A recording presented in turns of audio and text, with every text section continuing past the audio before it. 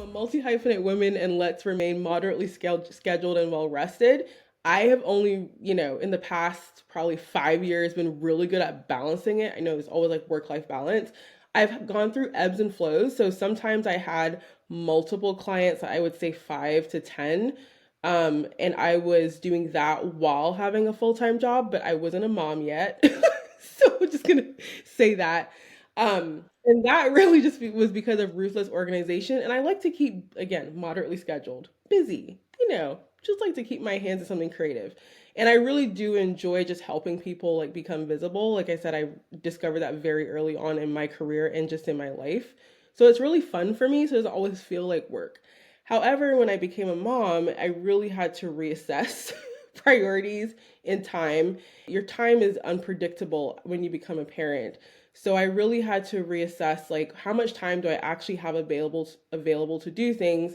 And one of my favorite books that helped me do that is called I Know How She Did It. That book really helped me understand that I could still pursue what I wanted to do at work, do that well as pursue what I want to do outside of work and my personal brand while maintaining my sanity, basically.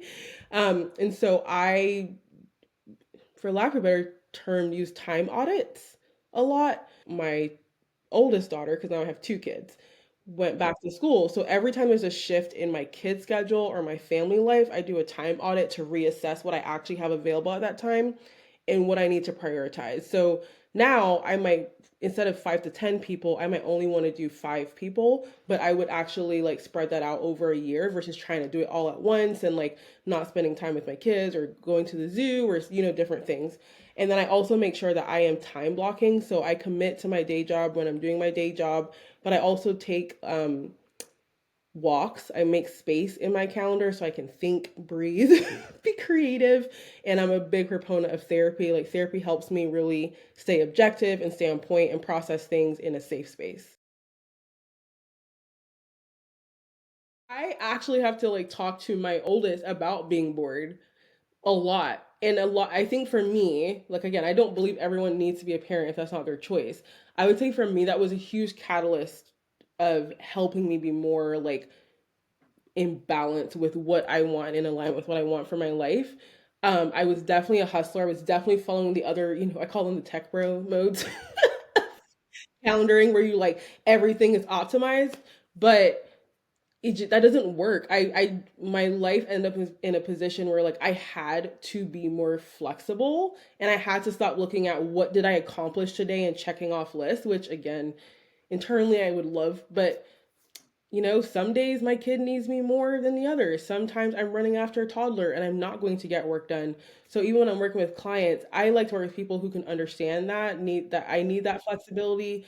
I love working with women again who like they need that flexibility. And I that's why I said moderately scheduled and well rested is like just the vibe because you can burn out so quickly in life and to recover from burnout takes so much longer.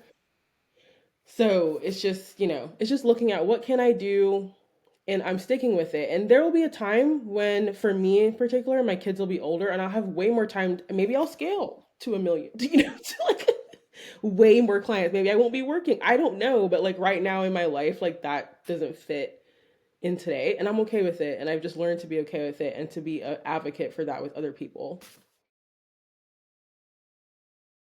PR is a long term strategy. It is not a quick fix. Content marketers need to know PR is really long term. So, the mistake that I see, not just in content marketers, but I just think companies, just brands in general, is that they bring in PR only for a crisis.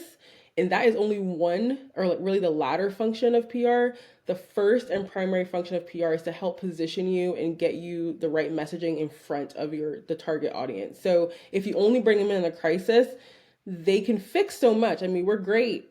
We don't like to spin stuff all the time, but we can figure it out. But it's better to have us in the beginning of the conversation. So maybe our role isn't necessarily creating the content sometimes, but we can help again, maybe use this word, use this phrase, don't go to that media interview and say this.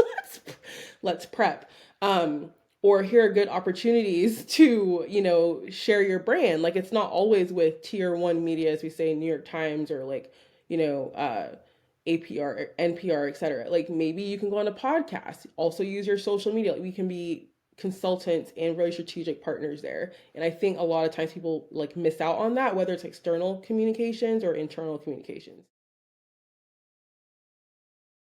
Context for is everything, right? But when you're talking to a journalist, especially knowing that whether you're talking like getting in touch with them or connecting with them via social media or their email inbox, they have very limited time.